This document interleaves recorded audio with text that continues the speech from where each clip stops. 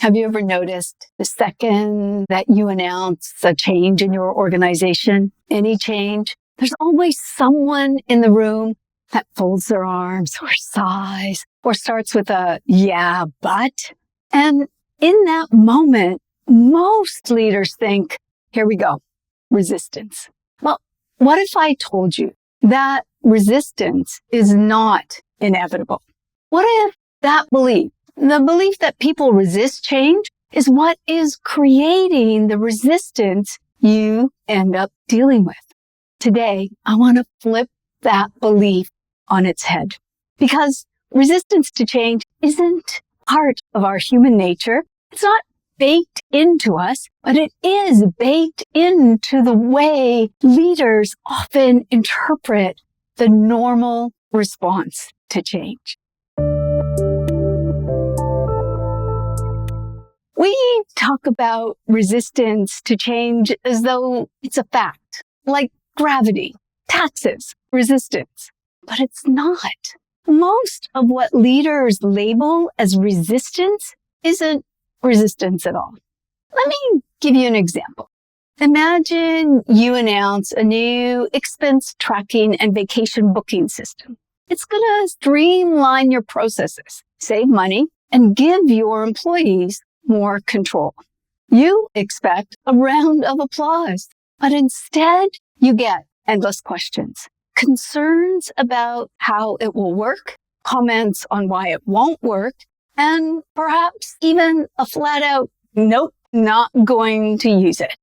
If you're operating with what I call a resistant mindset, then you see every one of those reactions as evidence of resistance. And once you label people as resistant to change, you stop listening. But here's the important part.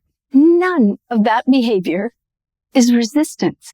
It's simply the normal human response to change. And more importantly, it's an indicator of their level of readiness and not their willingness to change. Why does that difference matter? The shift from seeing resistance to seeing readiness is not semantics. It matters for two big reasons.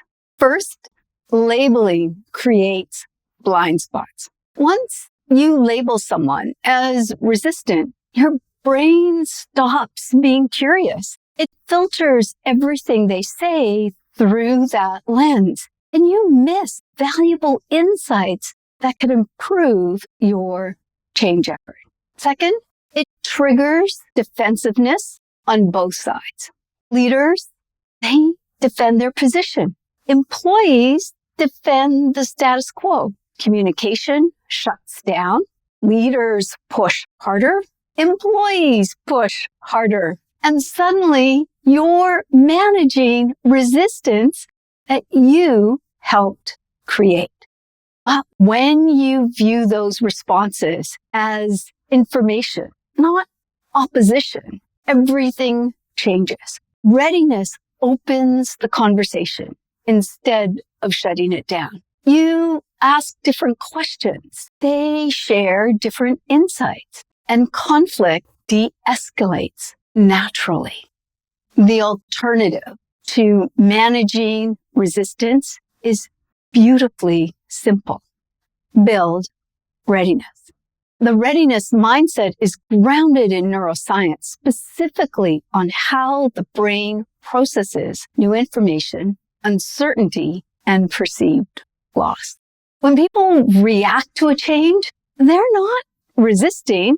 They're trying to make sense of it.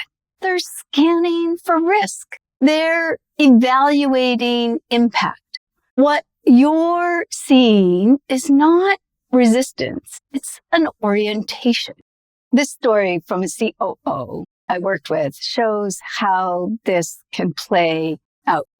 The organization was restructuring their professional services. Part of the restructuring of the professional services firm was they were shifting from individual executive assistants to fully integrated admin teams.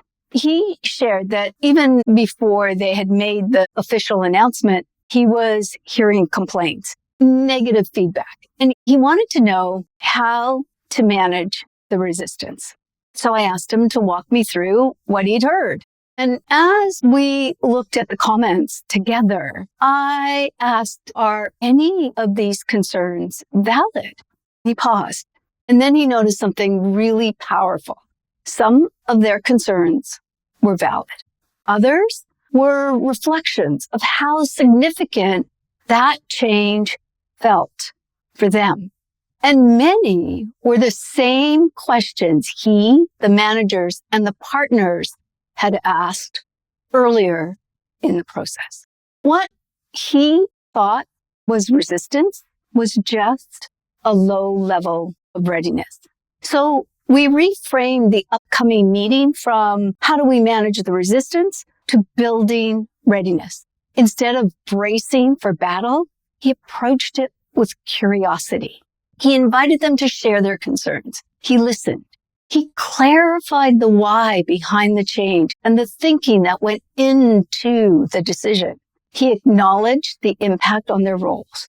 And do you know what happened? He was surprised. The resistance that he was expecting wasn't there. They weren't resisting. They were processing. They were moving along the continuum of change. But by the end of that conversation, they weren't just accepting the change. They were willing to help shape how it worked.